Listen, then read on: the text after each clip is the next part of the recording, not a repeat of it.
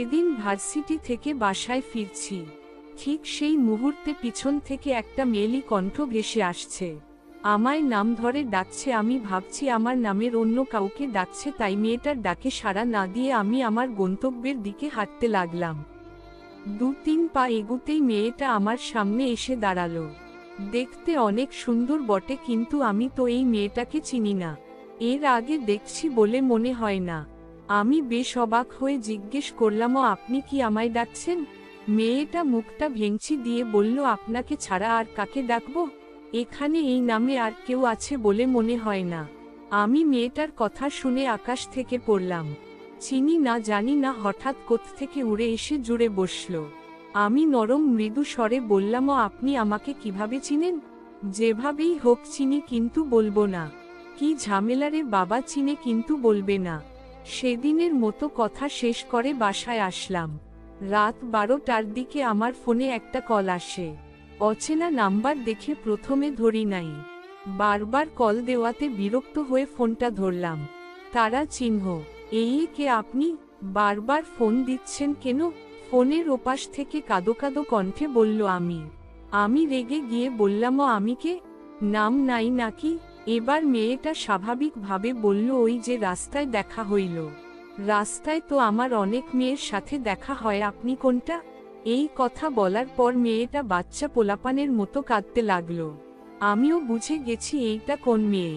কি করব বুঝতেছি না। আমি ধমক দিয়ে বললাম, এই বাচ্চা পোলাপানের মতো কাঁদছেন কেন? ভাবছি ধমক দিলে কান্না থেমে যাবে, কিন্তু তার উল্টো হলো। তাই এবার আর ধমক না দিয়ে সুন্দর করে বুঝালাম, আচ্ছা আপনি আমার কাছে কি চান? উত্তরে বলল, আপনাকে। আমি অবাক হয়ে বললাম, কি? না মানে আপনার কণ্ঠে গান চাই। আমি মনে মনে বললাম, যাক বাবা বাঁচা গেল, একটা গান শুনিয়ে বিদায় করে দেই। একটা গান শোনার পর মেয়েটা বায়না ধরে বসে, প্রতি রাতে গান শোনাতে হবে, যতক্ষণ ঘুম না আসে ততক্ষণ। আমি অনেকক্ষণ চুপ করে রইলাম। মেয়েটা রীতিমতো আমাকে থ্রেট দিয়ে বসল, যদি আমি প্রতি রাতে গান না শোনাই তাহলে রাস্তাঘাটে জড়িয়ে ধরে বলবে আই লাভ ইউ। আমি ভয় পেয়ে মেয়েটার কথায় রাজি হয়ে গেলাম। ভাবলাম প্রতি রাতে গান শোনালে খারাপ কি, আমারই ভালো গলাটা চালু থাকলো। পরের দিন আজকে ভার্সিটি যাওয়ার সময় দেখলাম মেয়েটা দাঁড়িয়ে আছে ঠিক সেই জায়গাতে।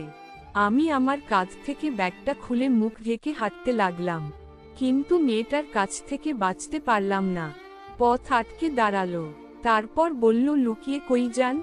মুখে হালকা একটু হাসি দিয়ে বললাম, ছাতাটা আনতে ভুলে গেছি, মাথায় রোদ লাগছে তাই ব্যাগটা দিয়ে মুখ ঢেকে রাখছিলাম। মেয়েটা আমার দিকে হাঁ করে তাকিয়ে বলল, আমার কাছে ছাতা আছে, চলেন আমি আপনাকে ভার্সিটি পর্যন্ত এগিয়ে দিয়ে আসি। কি আর করা, মেয়েটার কথা মতো ভার্সিটি পর্যন্ত গেলাম। মেয়েটা বলল, এতদূর পর্যন্ত আপনার মাথায় ছাতা দিয়ে আসলাম, একটা থ্যাঙ্কস পর্যন্ত দিলেন না? এমন কেন আপনি? আমি কোনো কিছু না বলে চুপচাপ মেয়েটার কথা শুনছিলাম। তারপর একেবারে অনেকগুলা থ্যাঙ্কস দিলাম। পরের দিন ভার্সিটি শেষ করে বাসায় এসে মেসেঞ্জারে ঢুকলাম। অচিন পাখি নামের আইডি থেকে নতুন একটা মেসেজ রিকোয়েস্ট আসছে। চেক করে দেখলাম একটা মেয়ের আইডি। মেসেজে লেখা, আপনার গানগুলা হেব্বি। আমি চোখ বড় বড় করে তাকিয়ে আবার দেখলাম। এবার আর বুঝতে বাকি রইল না, এইটা ওই মেয়ের কাজ। আজকে ফোন দিলে ইচ্ছেমতো ঝাড়ি দিব, যাতে আর জীবনেও না ফোন দেয়। অপেক্ষা করতে লাগলাম মেয়েটির ফোনের আশায়, কিন্তু রাত 12 বাজে অথচ এখনো মেয়েটির ফোন আসলো না। আমি আশ্চর্য হয়ে গেলাম। তাড়াহুড়ো করে মেসেঞ্জারে ঢুকলাম, দেখলাম মেয়েটার আইডি কালো হয়ে গেছে। তারপর আমি নিজ থেকে মেয়েটিকে ফোন দিলাম, ফোন বন্ধ। আমি অনেকটা চিন্তায় পড়ে গেলাম, মেয়েটির কিছু হলো নাকি? নিজেই নিজেকে প্রশ্ন করলাম, আমি এই মেয়েটিকে নিয়ে ভাবছি কেন? তারপর সবকিছু বাদ দিয়ে ঘুমাতে গেলাম। কিছুতেই ঘুম আসছে না। অনেক চেষ্টার পর হঠাৎ ঘুমিয়ে পড়লাম। সকালে দেরি করে ঘুম থেকে উঠার কারণে নাস্তা না করেই ভার্সিটির উদ্দেশ্যে রওনা দিলাম। প্রতিদিন যেখানে ওই মেয়েটির সাথে দেখা হতো ঠিক সেখানে দাঁড়িয়ে এদিক ওদিক তাকিয়ে আছি, কিন্তু ওই মেয়েটিকে আর আসতে দেখলাম না।